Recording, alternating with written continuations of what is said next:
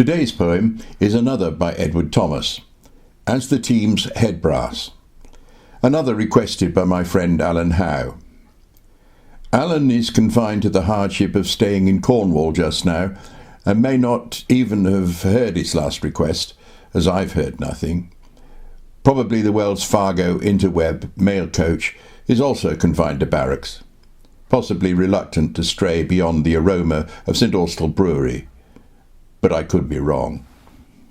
President Trump has a habit of mentioning in speeches things he's just learnt by prefacing them with the introduction, "A lot of people don't know this, but..."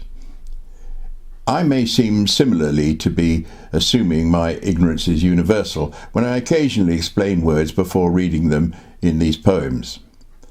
To be fair, I share my knowledge and my ignorance equally, sometimes simultaneously, apparently. Valerie Ennis was one of two sixth form lasses who used to make tea at break time for me and my lovely head of department, Ted Holloway, in the Jarrow Grammar School, where I first began my teaching career in 1970. Valerie once confided that she liked my lessons because it was obvious I had to struggle at school. Happily, I took it as a compliment, but, realizing that it could be misconstrued, she added that I seemed to know where students might stumble in the learning process, which she took, rightly, to indicate a person familiar with stumbling. Bless her, she'll be at least a grandmother by now, and I hope she's had the happy, fulfilling life she deserved. Anyway, at the risk of upsetting those that know better, I'm going to explain a little about ploughing in England. The team refers to the horses, probably a pair pulling the plough, and of course the ploughman. Horse brasses are decorative metal discs attached to the harness. Their equivalents were used by the Romans and Celts half a millennium before the Common Era, but were particularly popular in England in the 19th century. Nowadays you can stand more chance of seeing some fixed to the wall in a country pub than on a shire horse. Charlock is a species of mustard, a common weed which can cause significant decrease in yield of cereal crops. The conversation is intermittent because it takes the ploughing team 10 minutes to walk the length of the field and back to the poet.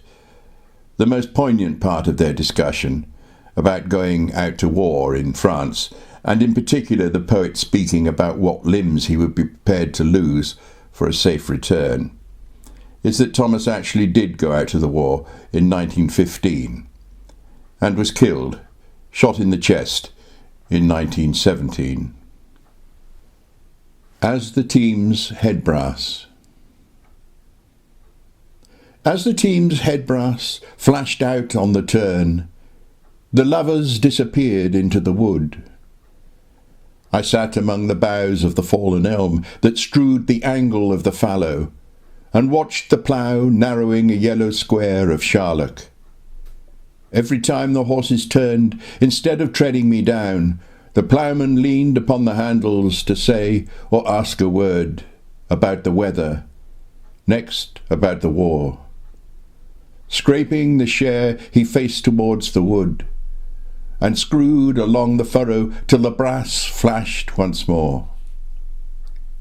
The blizzard felled the elm whose crest I sat in, by a woodpecker's round hole. The ploughman said, "When will they take it away?" "When the war's over." So the talk began. 1 minute and an interval of 10, a minute more and the same interval. "Have you been out?" "No." "And don't want to, perhaps?" "If I could only come back again, I should. I could spare an arm. I shouldn't want to lose a leg. If I should lose my head, why, so I should want nothing more." "Have many gone from here?" "Yes." "Many lost?" "Yes, a good few. Only 2 teams work on the farm this year. One of my mates is dead. The second day in France they killed him. It was back in March, the very night of the blizzard, too. Now, if he'd stayed here, we should have moved the tree, and I should not have sat here. Everything would have been different. for it would mean another world. Aye, and a better, though if we could see all might seem good. Then the lovers came out of the wood again. The horses started, and for the last time I watched the clods crumble and topple over after the ploughshare and the stumbling team.